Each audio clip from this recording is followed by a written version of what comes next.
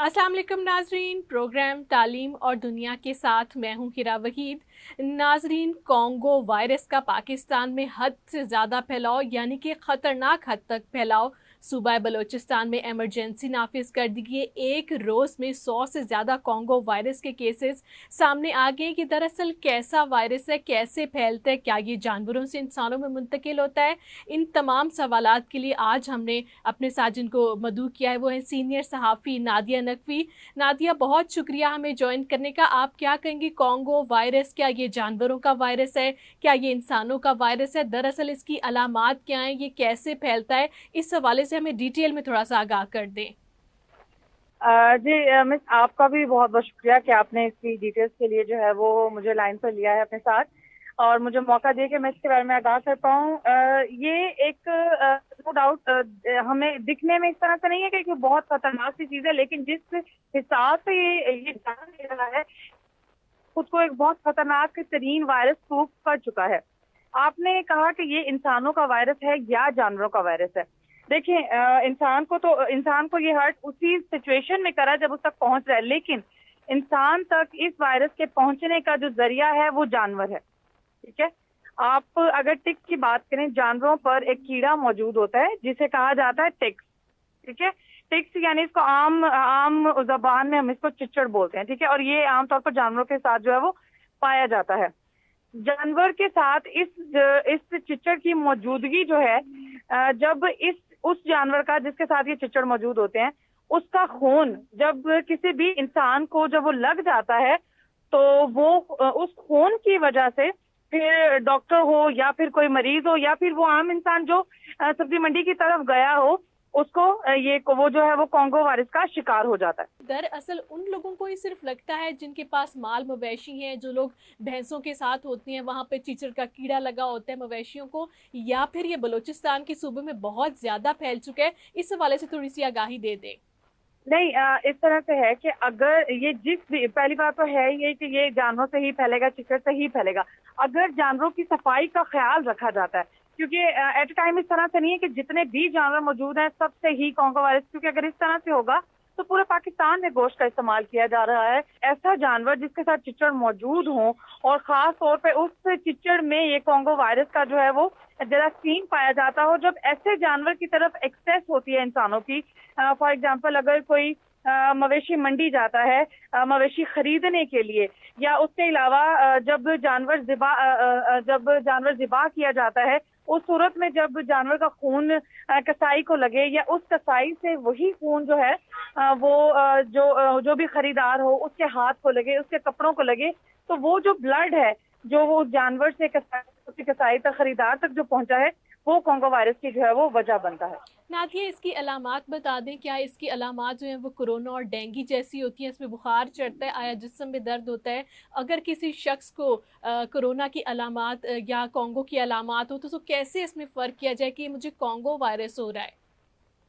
देखिए, इसकी अलामात की बात की जाए तो वो बिल्कुल ऐसे ही हैं जैसे डेंगू के मरीज की अलामात होती हैं। क्योंकि आप देखें कि डेंगू के मरीज को भी सख्त शदीद जिस्म में तकलीफ होती है।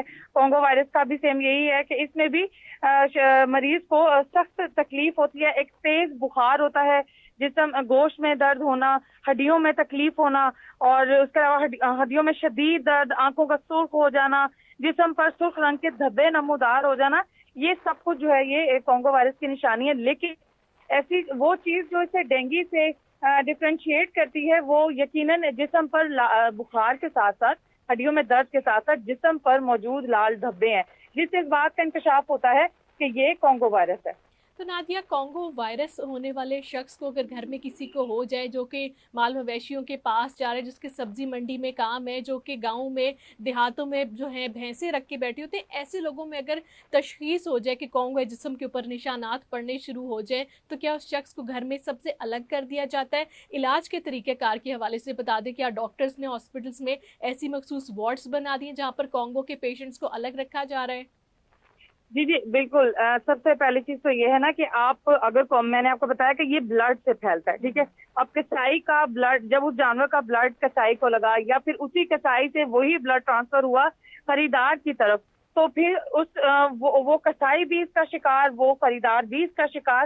اور اگر اسی کا مریض, اگر اس کا بلڈ, مطلب اس کے صرف باڈی کا ٹچ ہونا, مطلب اتنا اس طرح سے نہیں ہے, اتنا احساس نہیں کہ باڈی ٹو باڈی یہ شفٹ ہو جائے, لیکن اگر اسی مریض کا بلڈ اگر کسی تیسرے بندے کو لگے گا تو نو ڈاؤٹ وہ BC کانگو کا شکار ہو جائے گا. If I am not wrong, آپ نے ڈاکٹر کی ہلاکت کا سنا ہے ریسنٹلی, تو ان کا بھی صرف یہی وجہ تھی, وہ ایک صحت مند نوجوان انسان تھے, ان کے ساتھ یہ ہوا کہ ان کو بھی یہی بلڈ جو ہے وہ ان تک پہنچا اور وہ بلڈ ان کی پھر موت کی وجہ بن گیا.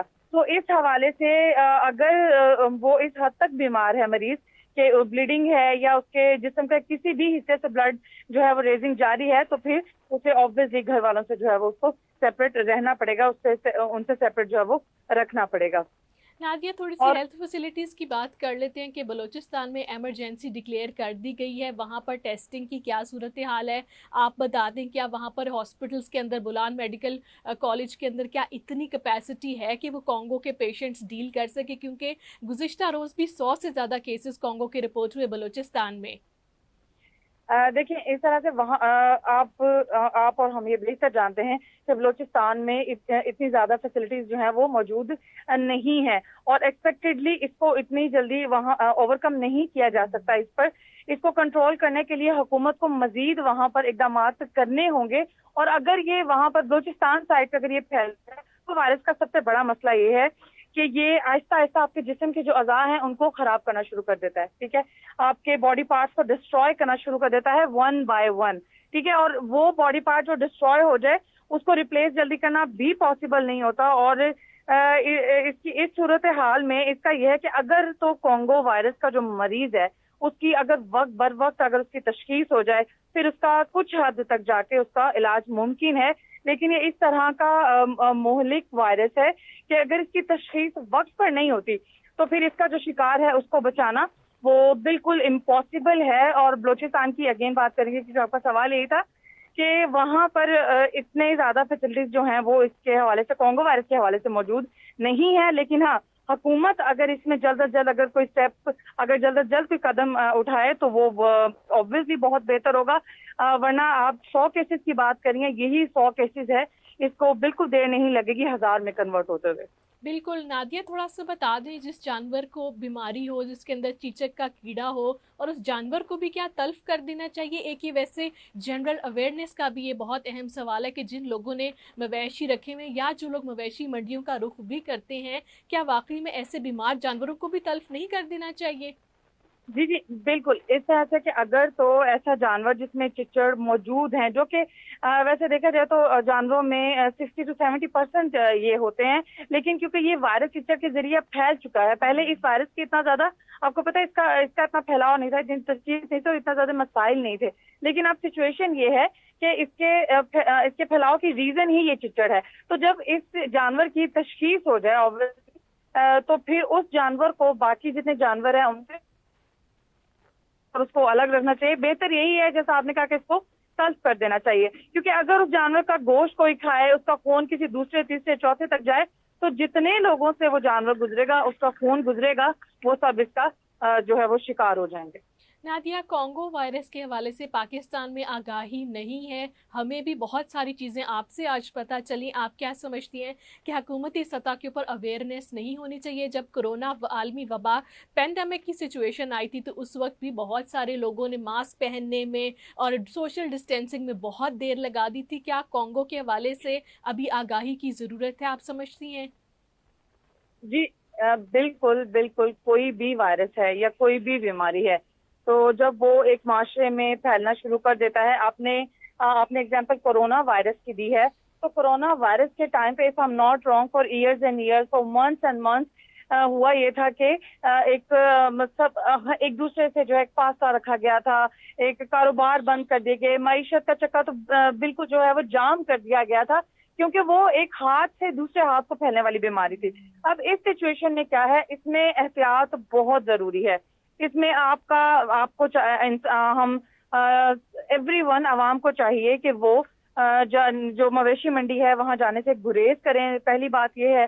اور دوسری بات یہ ہے کہ جو لوگ مویشی منڈیوں میں موجود ہیں اور جن کا ایک کاروبار ہے, ان کی مجبوری ہے وہاں پر جانا, تو ان لوگوں کے لیے یہ نصیحت ہے کہ وہ جانور کو جو ہے وہ نیٹ اینڈ کلین رکھیں. کوئی بھی ایسا جانور نہ رکھیں جس میں چچڑ موجود ہو, چاہے وہ خواہ وہ پھر ایک جانور ہو, کیونکہ وہ ایک جانور سے دوسرا اور دوسرے سے تیسرا چوتھے سے پھیلتے ہوئے پھر وہ وقت نہیں لگے گا. تو جتنا زیادہ اس کو کنٹرول کر لیا جائے, جتنا زیادہ احتیاط کیا جائے, اتنا ہی زیادہ ہم سویئر کنڈیشن سے بچیں گے, بجائے اس سے کہ وقت گزرتا جائے اور پھر یہ پھیلتا جائے. بہت شکریہ ویورز. یہ تھی سینئر صحافی نادیہ, جنہوں نے آج ہمیں مہلک وائرس کانگو وائرس کے حوالے سے آگاہی دی کہ دراصل اس میں بخار کی علامات ہوتی ہیں, جسم ٹوٹتا ہے, جسم میں ہڈیوں میں درد ہوتا ہے, لیکن جسم کے اوپر بڑے بڑے ریڈ سرکلز یعنی کہ نشانات پڑتے ہیں. یہ اس کی بہت بڑی علامت ہے, اور یہ دراصل جانوروں سے مال مویشیوں کے اوپر ایک کیڑے چیچڑ کے بیمار ہونے سے جو ہے انسانوں میں منتقل ہوتا ہے, اور یہ بہت زیادہ